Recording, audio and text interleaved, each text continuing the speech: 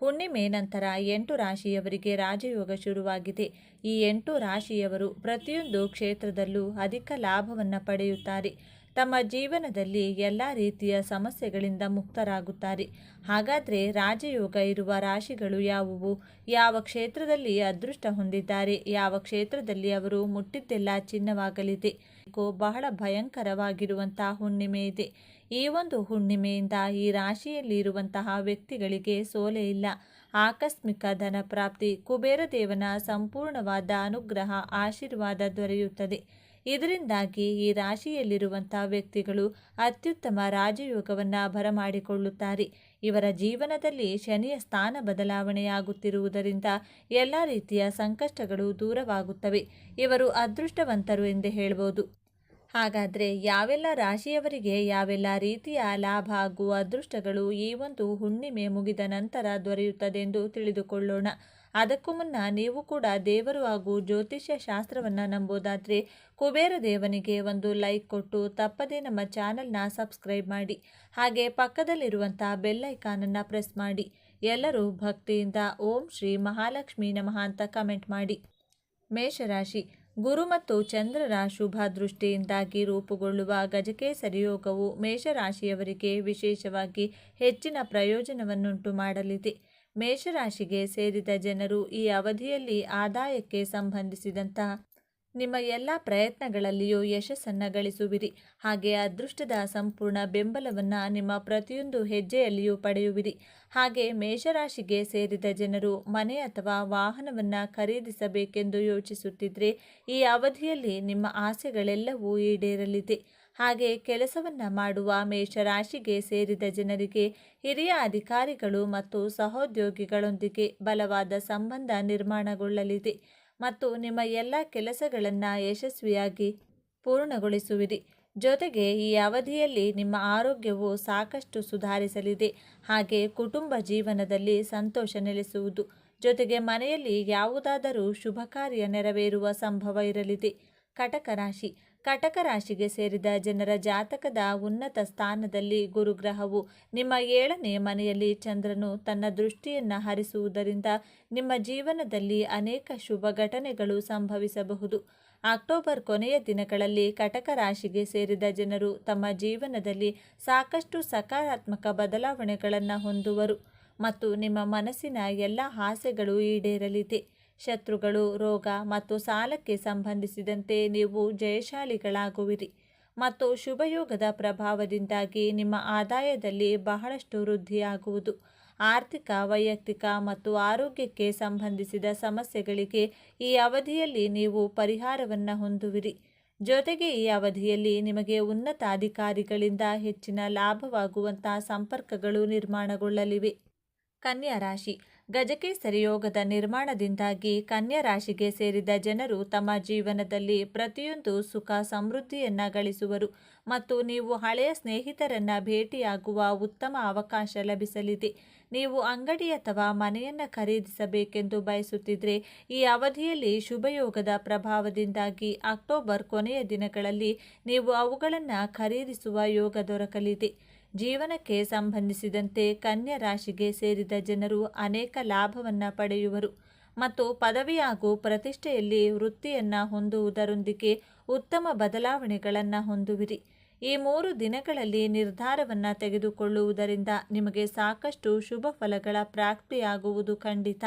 ಸಂಪತ್ತಿಗೆ ಸಂಬಂಧಿಸಿದಂತೆ ಈ ಅವಧಿಯಲ್ಲಿ ಲಾಭವನ್ನು ಪಡೆಯುವಿರಿ ಮತ್ತು ನಿಮ್ಮ ಸುಖ ಸಮೃದ್ಧಿಯಲ್ಲಿ ಹೆಚ್ಚಳವಾಗಲಿದೆ. ತುಲಾರಾಶಿ. ತುಲಾರಾಶಿಗೆ ಸೇರಿದ ಜನರ ಜಾತಕದ 10ನೇ ಮನೆಯಲ್ಲಿ ಚಂದ್ರ ಮತ್ತು ಗುರು ಗ್ರಹಗಳು ಪರಸ್ಪರ ದೃಷ್ಟಿ ಹರಿಸುವುದರಿಂದ ಗಜಕೇಸರಿ ಯೋಗವು ನಿರ್ಮಾಣಗೊಳ್ಳುವುದು. ಗಜಕೇಸರಿ ಯೋಗದ ಶುಭ ಪ್ರಭಾವದಿಂದಾಗಿ ಅಕ್ಟೋಬರ್ ಕೊನೆಯ ದಿನಗಳಲ್ಲಿ ತುಲಾರಾಶಿಗೆ ಸೇರಿದ ಜನರ ಆದಾಯದಲ್ಲಿ ಸಾಕಷ್ಟು ವೃದ್ಧಿಯಾಗುವುದು. ಹಾಗೆ ನೀವು ಹಠಾತ್ ಲಾಭವನ್ನು ಪಡೆಯುವ ಸಂಭವವಿದೆ. ಉದ್ಯೋಗದಲ್ಲಿ ನೀವು ಸಮೃದ್ಧಿಯನ್ನು ಹೊಂದುವಿರಿ ಮತ್ತು ವ್ಯಾಪಾರವನ್ನು ವಿಸ್ತರಿಸಲು ಉತ್ತಮ ಯೋಜನೆಗಳನ್ನು ರೂಪಿಸುವಿರಿ. ತುಲಾರಾಶಿಗೆ ಸೇರಿದ ಜನರ ಆರೋಗ್ಯವು ಈ ಅವಧಿಯಲ್ಲಿ ಸುಧಾರಿಸಲಿದೆ ಮತ್ತು ಶಾರೀರಿಕ ಹಾಗೂ ಮಾನಸಿಕವಾಗಿ ನೀವು ಬಲವಾದ ಸ್ಥಿತಿಯಲ್ಲಿರುವಿರಿ. ಈ ಶುಭಯೋಗದ ಪ್ರಭಾವದಿಂದಾಗಿ ತುಲಾ ರಾಶಿಗೆ ಸೇರಿದ ಜನರು ಲಾಭದಾಯಕ ಸಂಪರ್ಕಗಳನ್ನು ಪಡೆಯುವರು ಮತ್ತು ಮನೆಯಲ್ಲಿ ಸಂತೋಷಮಯವಾದ ವಾತಾವರಣವಿರಲಿದೆ. ಸಂಗಾತಿಯ ಸಹಾಯದಿಂದ ಸಂಪತ್ತು ಖರೀದಿಸುವ ಯೋಗ ಲಭಿಸುವುದು. ವೃಶ್ಚಿಕ ರಾಶಿ. ವೃಶ್ಚಿಕ ರಾಶಿಗೆ ಸೇರಿದ ಜನರ ಜಾತಕದ ಅದೃಷ್ಟದ ಮನೆಯಲ್ಲಿ ಗುರುವಿನೊಂದಿಗೆ ಚಂದ್ರನ ಪರಸ್ಪರ ದೃಷ್ಟಿ ಹರಿಸುವುದರಿಂದ ಗಜಕೇಸರಿ ಯೋಗದ ನಿರ್ಮಾಣವಾಗುವುದು. ಹಾಗಾಗಿ ವೃಶ್ಚಿಕ ರಾಶಿಗೆ ಸೇರಿದ ಜನರಿಗೆ ಅಕ್ಟೋಬರ್ ತಿಂಗಳ ಕೊನೆಯ ದಿನಗಳಲ್ಲಿ ಎಲ್ಲ ರೀತಿಯ ವಿವಾದಗಳಿಂದ ಮುಕ್ತಿ ದೊರಕುವುದು ಮತ್ತು ಮಾತು ಹಾಗೂ ವ್ಯವಹಾರದಲ್ಲಿ ಸಕಾರಾತ್ಮಕ ಬದಲಾವಣೆಗಳನ್ನು ಹೊಂದುವಿರಿ. ಈ ರಾಶಿಗೆ ಸೇರಿದ ಜನರು ಹೊಸ ಕೆಲಸವನ್ನು ಹುಡುಕುತ್ತಿದ್ದರೆ ಈ ಅವಧಿಯಲ್ಲಿ ನಿಮ್ಮ ಆಸೆಗಳೆಲ್ಲ ಈಡೇರಲಿದೆ. ಹಾಗೆ ನಿಮ್ಮದೇ ಆದಂಥ ಸ್ವಂತ ವ್ಯಾಪಾರವನ್ನು ಶುರು ಮಾಡಬೇಕೆಂದಿರುವವರಿಗೆ ಈ ದಿನಗಳು ಸಾಕಷ್ಟು ಶುಭವಾಗಿರುವುದು. ವೃಶ್ಚಿಕ ರಾಶಿಗೆ ಸೇರಿದ ಜನರಿಗೆ ಶುಭಯೋಗದ ಪ್ರಭಾವದಿಂದಾಗಿ ಆದಾಯದಲ್ಲಿ ಹೆಚ್ಚಳವಾಗುವುದು ಮತ್ತು ಅವಿವಾಹಿತರಿಗೆ ಈ ಅವಧಿಯಲ್ಲಿ ವಿಶೇಷ ವ್ಯಕ್ತಿಯನ್ನು ಭೇಟಿಯಾಗುವ ಯೋಗ ದೊರಕಲಿದೆ. ವೃಶ್ಚಿಕ ರಾಶಿಗೆ ಸೇರಿದ ಜನರು ಈ ಅವಧಿಯಲ್ಲಿ ಎಲ್ಲ ರೀತಿಯ ಆರೋಗ್ಯ ಸಮಸ್ಯೆಗಳಿಂದ ಮುಕ್ತಿಯನ್ನು ಪಡೆಯುವರು ಮತ್ತು ರಾಜಕೀಯಕ್ಕೆ ಸಂಬಂಧಿಸಿದಂತೆ ನಿಮ್ಮ ಸಂಪರ್ಕಗಳು ವೃದ್ಧಿಯಾಗಲಿವೆ. ಮಕರ ರಾಶಿ. ಮಕರ ರಾಶಿಯಲ್ಲಿ ಚಂದ್ರನು ಸಪ್ತಮ ಮನೆಯಲ್ಲಿ ಗುರುವಿನೊಂದಿಗೆ ತಮ್ಮ ಸಂಸಪ್ತಕ ದೃಷ್ಟಿಯಿಂದಾಗಿ ಗಜಕೇಸರಿ ಯೋಗದ ನಿರ್ಮಾಣವಾಗಲಿದೆ. ಈ ಗಜಕೇಸರಿ ಯೋಗದ ಪ್ರಭಾವದಿಂದಾಗಿ ಮಕರ ರಾಶಿಗೆ ಸೇರಿದ ಜನರ ಚಿಂತೆಗಳು ದೂರವಾಗುವುದು ಮತ್ತು ಅದೃಷ್ಟದ ಬೆಂಬಲವನ್ನು ನಿಮ್ಮ ಪ್ರತಿಯೊಂದು ಹೆಜ್ಜೆಯಲ್ಲಿಯೂ ಪಡೆಯುವಿರಿ. ಹಾಗಾಗಿ ಮಕರ ರಾಶಿಗೆ ಸೇರಿದ ಜನರು ಉತ್ತಮ ಬುದ್ಧಿವಂತಿಕೆಯನ್ನು ಹೊಂದುವರು ಮತ್ತು ನೀವು ಮಹತ್ವಪೂರ್ಣವಾದ ನಿರ್ಧಾರವನ್ನು ತೆಗೆದುಕೊಳ್ಳಲು ಈ ಅವಧಿಯು ಬಹಳ ಉತ್ತಮವಾಗಿರಲಿದೆ. ಇದರಿಂದಾಗಿ ಭವಿಷ್ಯದಲ್ಲಿ ಸಾಕಷ್ಟು ಲಾಭವನ್ನು ಪಡೆಯುವಿರಿ. ಹಾಗೆ ಕೆಲಸಕ್ಕೆ ಸಂಬಂಧಿಸಿದಂತೆ ನೀವು ದೊಡ್ಡ ಯಶಸ್ಸನ್ನು ಗಳಿಸುವಿರಿ ಮತ್ತು ನಿಮ್ಮ ಆರ್ಥಿಕ ಸ್ಥಿತಿ ಬಲಗೊಳ್ಳಲಿದೆ. ಶತ್ರು, ರೋಗ ಮತ್ತು ಸಾಲಕ್ಕೆ ಸಂಬಂಧಿಸಿದ ಸಮಸ್ಯೆಗಳಿಂದ ಈ ಅವಧಿಯಲ್ಲಿ ನೀವು ಮುಕ್ತಿಯನ್ನು ಪಡೆಯುವಿರಿ. ಜೊತೆಗೆ ಈ ಸಮಯದಲ್ಲಿ ನಿಮ್ಮ ಆದಾಯದಲ್ಲಿ ಸಾಕಷ್ಟು ವೃದ್ಧಿಯಾಗುವುದು ಮತ್ತು ಅಂಗಡಿ ಅಥವಾ ವಾಹನವನ್ನು ಖರೀದಿಸುವ ಯೋಗ ನಿರ್ಮಾಣಗೊಳ್ಳಲಿದೆ. ಅಕ್ಟೋಬರ್ ತಿಂಗಳ ಕೊನೆಯ ದಿನಗಳಲ್ಲಿ ನೀವು ಸಾಕಷ್ಟು ಶುಭ ಸುದ್ದಿಯನ್ನು ಪಡೆಯುವ ಯೋಗವೂ ಕೂಡ ಲಭಿಸುವುದು. ಮಿಥುನ ರಾಶಿ. ಮಿಥುನ ರಾಶಿಗೆ ಸೇರಿದ ಜನರಿಗೆ ವಿಶೇಷವಾಗಿ ಸಾಕಷ್ಟು ಲಾಭ ದೊರಕುವುದು. ಈ ಅವಧಿಯಲ್ಲಿ ಕೆಲಸವನ್ನು ಮಾಡುವ ಮಿಥುನ ರಾಶಿಗೆ ಸೇರಿದ ಜನರಿಗೆ ಪ್ರಗತಿ ದೊರಕುವ ಅವಕಾಶ ಸಾಕಷ್ಟು ಹೆಚ್ಚಾಗಿ ಲಭಿಸಲಿದೆ. ಈ ಸಮಯದಲ್ಲಿ ಮಿಥುನ ರಾಶಿಗೆ ಸೇರಿದ ವಿದ್ಯಾರ್ಥಿಗಳಿಗೆ ಶಾರೀರಿಕ ಉತ್ಸಾಹದಲ್ಲಿ ಬಹಳಷ್ಟು ಹೆಚ್ಚಳವಾಗುವುದು ಮತ್ತು ಯಶಸ್ಸು ಗಳಿಸುವ ಸಂಭವ ಸಾಕಷ್ಟು ವೃದ್ಧಿಯಾಗಲಿದೆ. ಈ ಅವಧಿಯಲ್ಲಿ ಮಿಥುನ ರಾಶಿಗೆ ಸೇರಿದ ವ್ಯಾಪಾರವನ್ನು ಮಾಡುವ ಜನರಿಗೆ ಹೆಚ್ಚಿನ ಲಾಭವನ್ನು ಪಡೆಯಲು ಉತ್ತಮ ಅವಕಾಶಗಳ ಪ್ರಾಪ್ತಿ ಕೂಡ ಆಗುವುದು. ಮಂಗಳನ ಶುಭ ಪ್ರಭಾವದಿಂದಾಗಿ ಮಿಥುನ ರಾಶಿಗೆ ಸೇರಿದ ಜನರು ತಮ್ಮ ಕಠಿಣ ಪರಿಶ್ರಮಕ್ಕೆ ತಕ್ಕ ಪ್ರತಿಫಲವನ್ನು ಈ ಸಂದರ್ಭದಲ್ಲಿ ಪಡೆಯಲಿದ್ದಾರೆ. ಬುಧನ ನಕ್ಷತ್ರದಲ್ಲಿ ಮಂಗಳನ ಸಂಚಾರದಿಂದಾಗಿ ನಿಮ್ಮ ಮನೆಯಲ್ಲಿ ಸುಖ ಸಮೃದ್ಧಿ ಹೆಚ್ಚಾಗುವುದು. ಜೊತೆಗೆ ಶಾಂತಿಯುತ ವಾತಾವರಣ ಇರುವುದರಿಂದ ಸಾಕಷ್ಟು ಸಕಾರಾತ್ಮಕ ಫಲಿತಾಂಶಗಳನ್ನು ಈ ಸಂದರ್ಭದಲ್ಲಿ ಮಿಥುನ ರಾಶಿಗೆ ಸೇರಿದ ಜನರು ಪಡೆಯಲಿದ್ದಾರೆ. ಈ ಸಮಯದಲ್ಲಿ ಹೊಸ ಜವಾಬ್ದಾರಿಗಳೊಂದಿಗೆ ಹೊಸ ಜನರೊಂದಿಗೆ ನಿಮ್ಮ ಪರಿಚಯ ಹೆಚ್ಚುತ್ತದೆ ಮತ್ತು ಸಾಮಾಜಿಕ ಸಂಪರ್ಕಗಳು ವೃದ್ಧಿಯಾಗುತ್ತದೆ. ವೃತ್ತಿಯಲ್ಲಿ ನಿಮಗೆ ಪ್ರಗತಿಯ ಅವಕಾಶಗಳು ಬಹಳಷ್ಟು ಸಿಗುತ್ತವೆ ಮತ್ತು ನಿಮ್ಮ ಆತ್ಮವಿಶ್ವಾಸ ಹೆಚ್ಚಾಗುತ್ತದೆ. ಮೀನರಾಶಿ. ಮೀನರಾಶಿಗೆ ಸೇರಿದ ಜನರಿಗೆ ಬಹಳಷ್ಟು ಶುಭ ಫಲಗಳ ಪ್ರಾಪ್ತಿಯಾಗುವುದು. ಈ ಅವಧಿಯಲ್ಲಿ ಕೆಲಸವನ್ನು ಮಾಡುವ ಮೀನರಾಶಿಗೆ ಸೇರಿದ ಜನರು ಬಡ್ತಿಯನ್ನು ಪಡೆಯಲು ಉತ್ತಮ ಅವಕಾಶಗಳ ಪ್ರಾಪ್ತಿಯಾಗಲಿದೆ. ಹಾಗೆ ನಿಮ್ಮ ಆದಾಯದಲ್ಲಿ ಸಾಕಷ್ಟು ಹೆಚ್ಚಳವಾಗುವುದರೊಂದಿಗೆ ನಿಮಗೆ ಧನಸಂಪತ್ತಿನ ಕೊರತೆ ಉಂಟಾಗುವುದಿಲ್ಲ. ಈ ಸಂದರ್ಭದಲ್ಲಿ ನಿಮ್ಮ ಕಷ್ಟಗಳೆಲ್ಲ ದೂರವಾಗಲಿದೆ. ಮಂಗಳನ ಶುಭ ಪ್ರಭಾವದಿಂದಾಗಿ ಮೀನರಾಶಿಗೆ ಸೇರಿದ ಜನರ ಆತ್ಮವಿಶ್ವಾಸದಲ್ಲಿ ಸಾಕಷ್ಟು ಹೆಚ್ಚಳವಾಗುವುದು ಮತ್ತು ಅದೃಷ್ಟದ ಸಂಪೂರ್ಣ ಬೆಂಬಲವನ್ನು ಈ ರಾಶಿಗೆ ಸೇರಿದ ಜನರು ತಮ್ಮ ಪ್ರತಿ ಹೆಜ್ಜೆಯಲ್ಲಿ ಪಡೆಯಲಿದ್ದಾರೆ. ಮೀನರಾಶಿಗೆ ಸೇರಿದ ಜನರು ಈ ಅವಧಿಯಲ್ಲಿ ಶಾರೀರಿಕವಾಗಿ ಉತ್ತಮ ಸಾಮರ್ಥ್ಯವನ್ನು ಹೊಂದುವರು. ಹಾಗೆ ಮಂಗಳನ ನಕ್ಷತ್ರ ಬದಲಾವಣೆಯಿಂದಾಗಿ ಮೀನರಾಶಿಗೆ ಸೇರಿದ ಜನರ ಮನೆಯಲ್ಲಿ ಸುಖ ಶಾಂತಿ ಹೆಚ್ಚಾಗಿ ನೆಲೆಸುವುದು. ಜೊತೆಗೆ ಕೆಲಸವನ್ನು ಮಾಡುವ ಈ ರಾಶಿಯವರಿಗೆ ಪ್ರಗತಿಗಾಗಿ ಅತ್ಯುತ್ತಮವಾದ ಅವಕಾಶಗಳು ಈ ಸಂದರ್ಭದಲ್ಲಿ ಗೋಚರಿಸಲಿದೆ. ಕುಟುಂಬದಲ್ಲಿ ಯಾರಿಗಾದರೂ ಆರೋಗ್ಯ ಸಂಬಂಧಿತ ಸಮಸ್ಯೆ ಇದ್ದರೆ ಅವರಿಗೆ ಪರಿಹಾರ ದೊರೆಯುತ್ತದೆ ಮತ್ತು ಕುಟುಂಬದೊಂದಿಗೆ ಯಾವುದಾದರೂ ತೀರ್ಥ ಸ್ಥಳಕ್ಕೆ ಹೋಗಲು ಯೋಜನೆಯನ್ನು ರೂಪಿಸುವಿರಿ. ಈ ಅವಧಿಯಲ್ಲಿ ಕುಟುಂಬದ ಯಾರಾದರೂ ಸದಸ್ಯರಿಗೆ ವಿವಾಹದ ಯೋಗ ದೊರಕಬಹುದು. ಈ ಮಾಹಿತಿ ನಿಮಗೆ ಇಷ್ಟವಾಗಿದೆ ಎಂದು ನಾನು ಭಾವಿಸ್ತೇನೆ. ಈ ಮಾಹಿತಿಯನ್ನು ಲೈಕ್ ಮಾಡಿ, ಶೇರ್ ಮಾಡಿ, ನಮ್ಮ ಚಾನಲ್ನ ತಪ್ಪದೇ ಸಬ್ಸ್ಕ್ರೈಬ್ ಮಾಡ್ಕೊಳ್ಳಿ. ಒಂದೊಳ್ಳೆ ಮಾಹಿತಿಯೊಂದಿಗೆ ಪುನಃ ಭೇಟಿಯಾಗೋಣ. ಅಲ್ಲಿಯವರೆಗೂ ನೋಡ್ತಾ ಇರಿ ನಮ್ಮ ಚಾನಲ್. ಎಲ್ಲರಿಗೂ ಭಕ್ತಿಯಿಂದ ಓಂ ಶ್ರೀ ಶನೇಶ್ವರ ನಮಃ ಅಂತ ಕಮೆಂಟ್ ಮಾಡಿ. ಇಂತಹ ಶಕ್ತಿಶಾಲಿಯ ಈ ದಿನ ಸ್ನಾನದ ನೀರಿಗೆ ಯಾವ 2 ವಸ್ತು ಬೆರೆಸಿ ಸ್ನಾನವನ್ನು ಮಾಡಬೇಕು? 1 ಲೋಟ ಹಾಲಿನಿಂದ ಹಾಗೂ ಕಲ್ಲುಪ್ಪಿನಿಂದ ಯಾವ ಕೆಲಸ ಮಾಡಿದರೆ ನಿಮ್ಮ ಸಮಸ್ಯೆಗಳು 48 ಗಂಟೆಯಲ್ಲಿ ತೀರುತ್ತವೆ? ಮಹಾಲಕ್ಷ್ಮಿ ಹಾಗೂ ಲಲಿತಮ್ಮನವರ ಅನುಗ್ರಹಕ್ಕೋಸ್ಕರ ಯಾವ 2 ನಾಮಗಳನ್ನು ದೀಪ ಬೆಳಗಿಸುವಾಗ ಹೇಳಿಕೊಳ್ಬೇಕೆಂದು ಇವತ್ತಿನ ಈ ವಿಡಿಯೋದಲ್ಲಿ ಸಂಪೂರ್ಣವಾಗಿ ತಿಳಿಸಿಕೊಡ್ತೀವಿ. ಬನ್ನಿ. ಅದಕ್ಕೂ ಮುಂಚೆ ನೀವಿನ್ನು ಚಾನಲ್ಗೆ ಸಬ್ಸ್ಕ್ರೈಬ್ ಆಗಿಲ್ಲ ಅಂದರೆ ಈಗಲೇ ಸಬ್ಸ್ಕ್ರೈಬ್ ಆಗಿ, ಹಾಗೆ ವಿಡಿಯೋಗೆ ಲೈಕ್ ಮಾಡಿ, ವಿಡಿಯೋ ಸ್ಕಿಪ್ ಮಾಡದೆ ಕೊನೆ ತನಕ ನೋಡಿ. ಎಲ್ಲರೂ ಭಕ್ತಿಯಿಂದ ಜೈ ಚಂದ್ರದೇವ ಅಂತ ಕಮೆಂಟ್ ಮಾಡಿ. ಈ ದಿನ ಬ್ರಹ್ಮ ಮುಹೂರ್ತದಲ್ಲಿ ಎದ್ದು ವಿಷ್ಣು ದೇವರ ಧ್ಯಾನ ಮಾಡಿ, ಗಂಗಾ ಜಲವಿರುವ ನೀರಿನಿಂದ ಸ್ನಾನ ಮಾಡಿ ಮತ್ತು ಧ್ಯಾನ ಮಾಡಿ. ಸಾಧ್ಯವಾದರೆ ಗಂಗಾ ಸ್ನಾನ ಮಾಡಿ. ನಂತರ ಸೂರ್ಯ ದೇವರಿಗೆ ಪೂಜೆ ಮತ್ತು ನೀರನ್ನು ಅರ್ಪಿಸುವ ಪ್ರತಿಜ್ಞೆಯನ್ನು ತೆಗೆದುಕೊಳ್ಳಿ. ಸೂರ್ಯ ದೇವರ ಮಂತ್ರಗಳನ್ನು ಪಠಿಸಿ ಮತ್ತು ಸೂರ್ಯ ಚಾಲಿಸಾವನ್ನು ಪಠಿಸಿ. ವಿಷ್ಣುವನ್ನು ಭಕ್ತಿಯಿಂದ ಪೂಜಿಸಿ ಮತ್ತು ವಿಷ್ಣು ಸಹಸ್ರನಾಮವನ್ನು ಓದಿ. ಪೂಜೆ ಮುಗಿದ ನಂತರ ಹರಿಯುವ ನೀರಿನಲ್ಲಿ ಎಳ್ಳನ್ನು ತೇಲಿಬಿಡಿ. ಈ ದಿನ ಎಳ್ಳಿನಿಂದ ಕೆಲವು ಕಾರ್ಯಗಳನ್ನು ಮಾಡುವ ಮೂಲಕ ಮನೆಗೆ ಅದೃಷ್ಟ ಬರುತ್ತದೆ. ಹಾಗೂ ಈ ದಿನ ಬಡವರಿಗೆ ಅಥವಾ ಬ್ರಾಹ್ಮಣರಿಗೆ ದಾನ ಮಾಡಿ ಅವರ ಆಶೀರ್ವಾದವನ್ನು ಪಡೆಯಿರಿ. ತುಂಬ ಶಕ್ತಿಯುತವಾದದ್ದು. ಈ ದಿನಗಳಂದು ಮಾಡುವಂತಹ ಪರಿಹಾರಗಳು, ಯಾವುದೇ ಅನುಷ್ಠಾನಗಳು ಶೀಘ್ರವಾಗಿ ಫಲ ಕೊಡುತ್ತದೆ. ಮನೆಯ ಸದಸ್ಯರು ಸ್ನಾನದ ನೀರಿಗೆ ಸ್ವಲ್ಪ ಬೇವಿನ ಎಲೆಗಳು ಹಾಗೂ 3 ಚಿಟಿಕೆಯಷ್ಟು ಅರಿಶಿನವನ್ನು ಸ್ನಾನದ ನೀರಿಗೆ ಬೆರೆಸಿ ಸ್ನಾನವನ್ನು ಮಾಡಿದರೆ ದೇಹದಲ್ಲಿನ ಎಲ್ಲ ನೆಗೆಟಿವ್ ಎನರ್ಜಿಗಳು ಹೊರಟು ಹೋಗುತ್ತವೆ.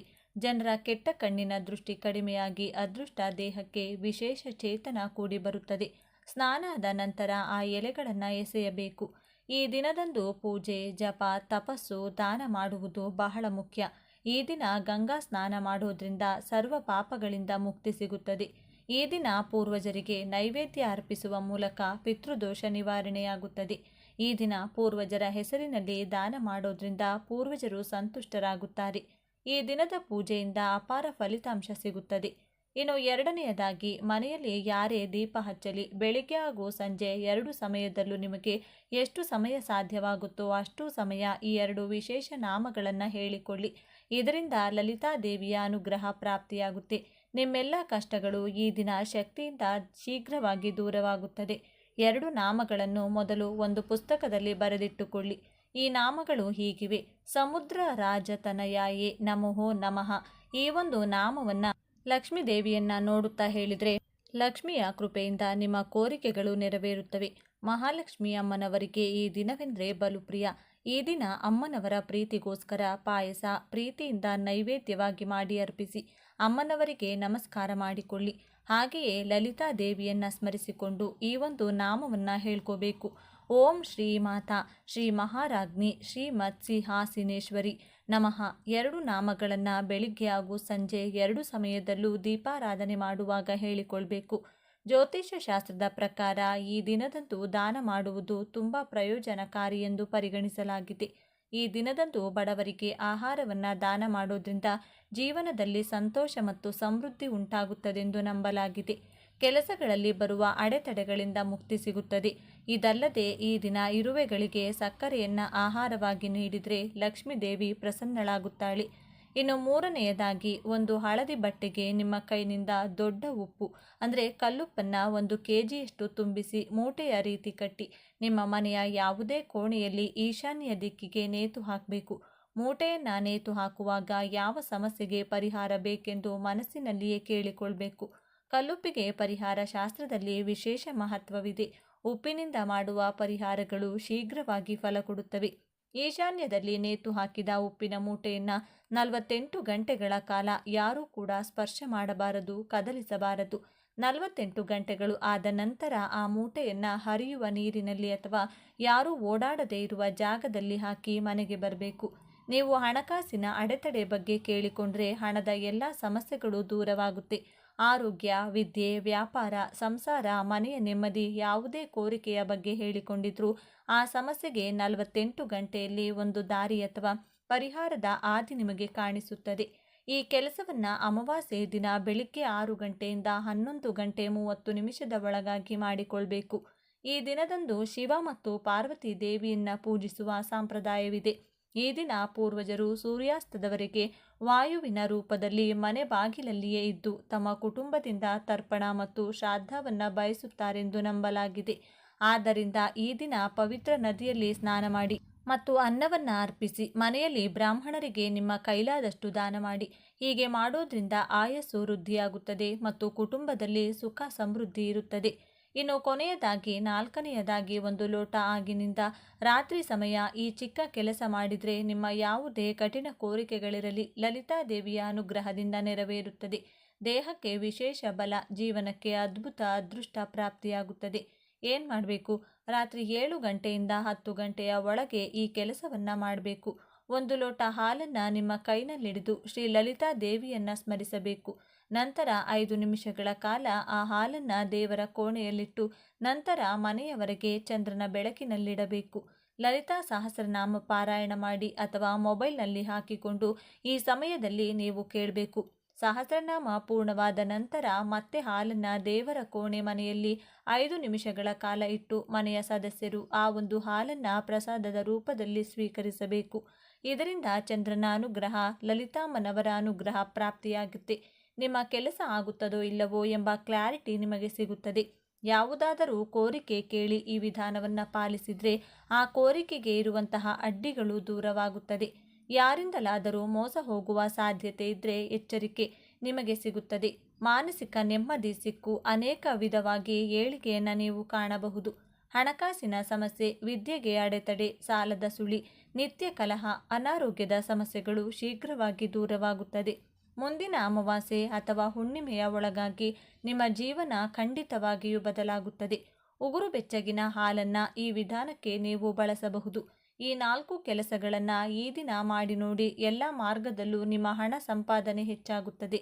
ಲಲಿತಾ ದೇವಿ ಹಾಗೂ ಮಹಾಲಕ್ಷ್ಮೀ ದೇವಿ ಕೃಪೆಯಿಂದ ಅದೃಷ್ಟ ಕೂಡಿ ಬರುತ್ತದೆ.